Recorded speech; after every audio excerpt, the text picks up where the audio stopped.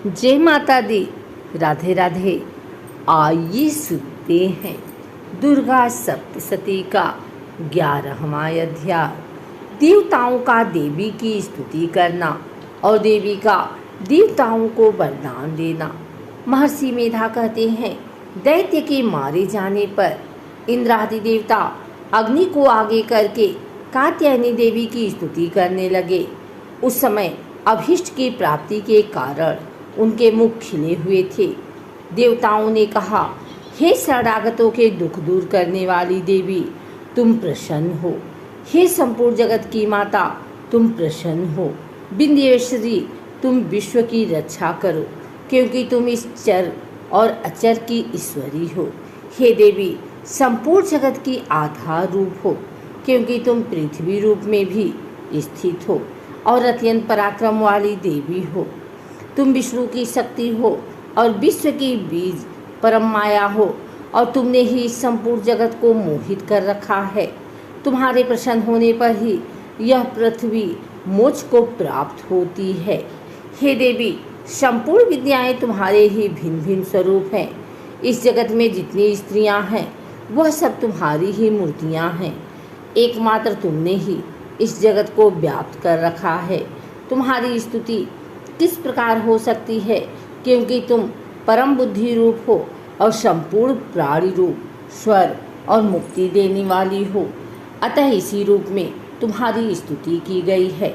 तुम्हारी स्तुति के लिए इससे बढ़कर और क्या युक्तियाँ हो सकती हैं। संपूर्ण जनों के हृदय में बुद्धि रूप होकर निवास करने वाली, स्वर्ग तथा मोक्ष प्रदान करने वाली, हे नारायणी देवी, तुमको नमस्कार है। कलाकाष्ठा आदि रूप से अवस्थाओं को परिवर्तन की ओर ले जाने वाली तथा प्राणियों का अंत करने वाली नारायणी, तुमको नमस्कार है। हे नारायणी, संपूर्ण मंगलों के मंगल रूप वाली, हे शिवे, हे संपूर्ण प्रयोजनों को सिद्ध करने वाली, हे शरणागत वत्सला, 3 नेत्रों वाली गौरी, तुमको नमस्कार है। सृष्टि, स्थिति तथा संहारों की शक्तिभूता सनातनी देवी, गुणों का आधार तथा सर्वसुखमयी नारायणी, तुमको नमस्कार है। हे शरण में आए हुए शरणागतों, दीन दुखियों की रक्षा में तत्पर, संपूर्ण पीड़ाओं को हरने वाली, हे नारायणी, तुमको नमस्कार है। हे नारायणी, तुम ब्रह्माणी का रूप धारण करके हंसों से जुते हुए विमान पर बैठती हो तथा कुश से अभिमंत्रित जल छिड़कती रहती हो, तुम्हें नमस्कार है। महेश्वरी रूप से त्रिशूल, चंद्रमा और सर्पों को धारण करने वाली, हे महावृषभ वाहन वाली नारायणी, तुम्हें नमस्कार है।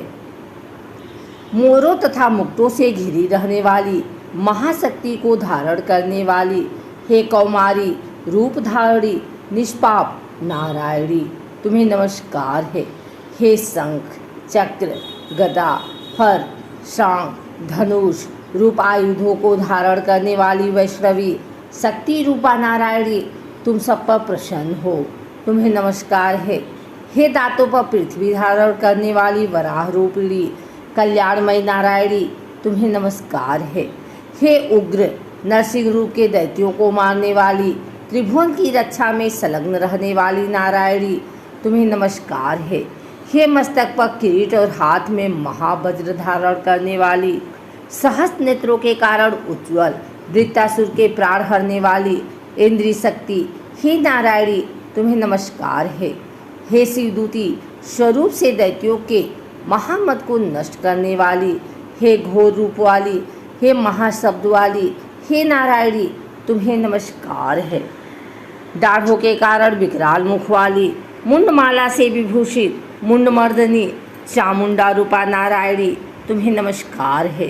हे लक्ष्मी, लज्जा, महाविद्या, श्रद्धा, पुष्टि, श्रद्धा, ध्रुवा, महारात्रि तथा महाविद्या रूपा नारायणी, तुमको नमस्कार है। हे मेधा, सरस्वती, सर्वोत्कृष्ट ऐश्वर्य रूपिणी पार्वती, महाकाली, नियंता तथा इस रूपिणी नारायणी, तुम्हें नमस्कार है। हे सर्वस्वरूप सर्वेश्वरी, सर्वशक्ति युक्त देवी, हमारी भय से रक्षा करो। तुम्हें नमस्कार है, हे कात्यायनी, तीनों नेत्रों से भूषित, यह तेरा सौम्य मुख सब तरह के डरों से हमारी रक्षा करें। तुम्हें नमस्कार है। भद्रकाली, ज्वालाओं के समान भयंकर, अति उग्र एवं संपूर्ण असुरों को नष्ट करने वाला तुम्हारा त्रिशूल हम भयों से बचावें।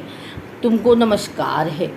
हे देवी, जो अपने शब्द से इस जगत को पूरित करके दैत्यों के तेज को नष्ट करता है, वह आपका घंटा इस प्रकार हमारी रक्षा करे जैसे कि माता अपने पुत्रों की रक्षा करती है।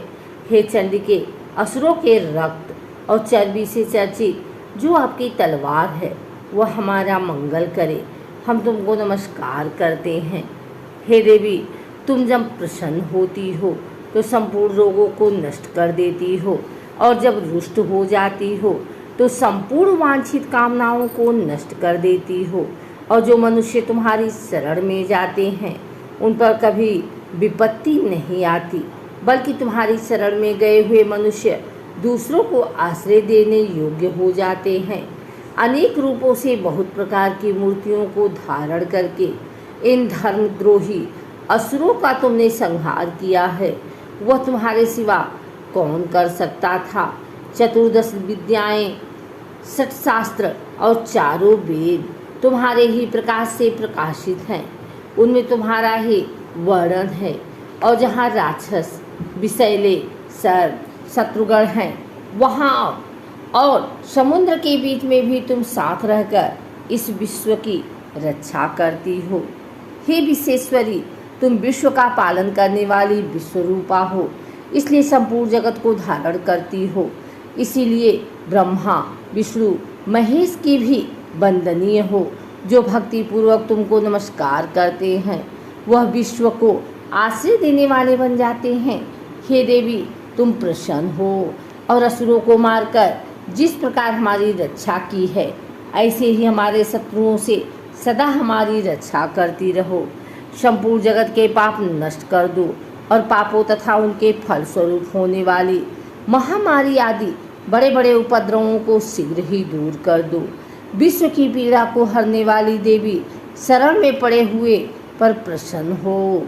त्रिलोकी निवासियों की पूजनीय परमेश्वरी, हम लोगों को वरदान दो। देवी ने कहा, हे देवताओं, मैं तुमको वर देने को तैयार हूँ। आपकी जैसी इच्छा हो वैसा वर मांग लो, मैं तुमको दूंगी। देवताओं ने कहा, हे सर्वेश्वरी, त्रिलोकी की निवासियों की समस्त पीड़ाओं को तुम इसी प्रकार हरती रहो और हमारे शत्रुओं की इसी प्रकार नष्ट करती रहो। देवी ने कहा, वह वैवस्वत मनवंतर के 28वें युग में 2 और महाअसुर शुंभ और निशुंभ उत्पन्न होंगे। उस समय मैं नंदगोप के घर से, यशोदा के गर्भ से उत्पन्न होकर विंध्याचल पर्वत पर शुंभ और निशुंभ का संहार करूंगी। फिर अत्यंत भयंकर रूप से पृथ्वी पर अवतीर्ण होकर मैं वैप्रचित नामक दानवों का नाश करूंगी। उन भयंकर महाअसुरों को भक्षण करते समय मेरे दांत अनार पुष्प के समान लाल होंगे। इसके पश्चात स्वर्ग में देवता और पृथ्वी पर मनुष्य मेरी स्तुति करते हुए मुझे रक्तदंतिका कहेंगे। फिर जब 100 वर्षों तक वर्षा न होगी तो मैं ऋषियों की स्तुति करने पर आयोनिज नाम से प्रकट होंगी और अपने 100 नेत्रों से ऋषियों की ओर देखूंगी। अतः मनुष्य शताक्षी नाम से मेरा कीर्तन करेंगे। उसी समय मैं अपने शरीर से उत्पन्न हुए प्राणों की रक्षा करने वाले शाकों द्वारा सब प्राणियों का पालन करूंगी और तब इस पृथ्वी पर शाकंभरी के नाम से विख्यात होंगी। और इसी अवतार में मैं दुर्ग नामक महाअसुर का वध करूंगी और इससे मैं दुर्गा देवी के नाम से प्रसिद्ध होंगी। इसके पश्चात जब मैं भयानक रूप धारण करके हिमालय निवासी ऋषियों महर्षियों की रक्षा करूंगी, तब भीमा देवी के नाम से मेरी ख्याति होगी। और जब फिर अरुण नामक असुर तीनों लोकों को पीड़ित करेगा, तब मैं असंख्य भ्रमरों का रूप धारण करके उस महादैत्य का वध करूंगी। तब स्वर्ग में देवता और मृत्युलोक में मनुष्य मेरी स्तुति करते हुए मुझे भ्रामरी नाम से पुकारेंगे। इस प्रकार जब जब पृथ्वी राक्षसों से पीड़ित होगी, तब तक मैं अवतरित होकर शत्रुओं का नाश करूंगी।